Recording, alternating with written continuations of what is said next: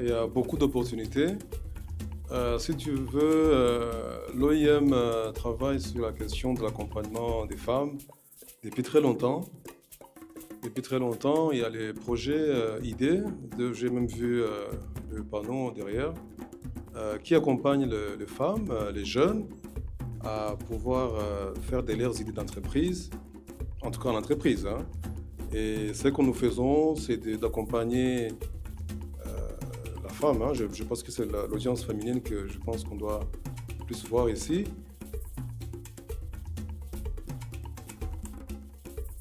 On accompagne dès l'idée jusqu'à l'entreprise. On passe par la formation.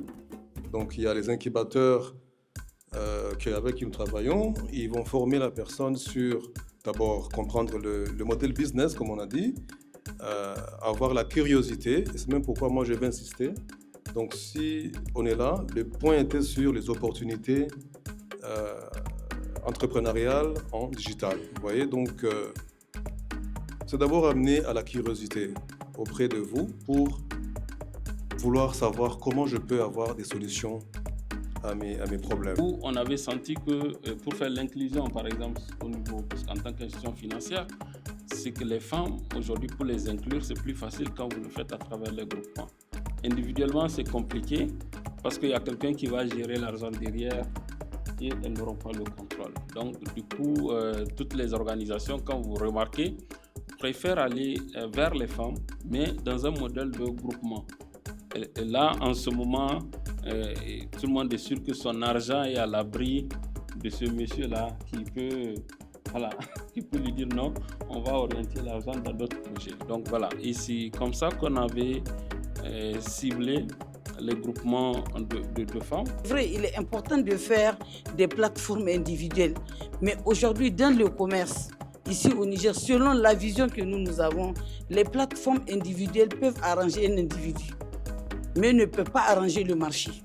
Parce que tant que nous n'avons pas travaillé sur la mise à l'échelle des produits, même si tu postes ton produit et que tu n'es pas capable de livrer, ça ne sert à rien.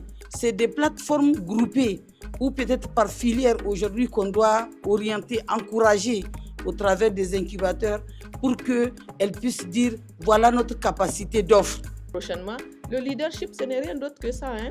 C'est la confiance en soi-même, en ses capacités, à sa capacité de pouvoir être devant quelque chose auquel on croit et d'amener les autres à adhérer à cette chose-là.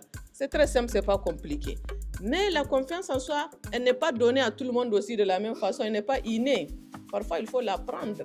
Parfois, il faut s'approcher de ceux qui ont ce charisme, cette aura, qui peut vous coacher, qui peut vous mentorer, qui peut vous aider à vous dépasser, à aller au-delà de vous-même. Ça, c'est très, très important. Il faut oser, mais il faut aussi se faire accompagner.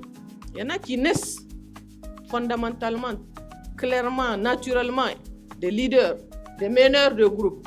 Mais il y en a qui ont besoin d'un peu plus d'accompagnement, de renforcement de capacités pour faire sortir ce qu'ils ont dans le ventre. Donc vraiment, le conseil lié aux deux, pour réussir, il faut oser.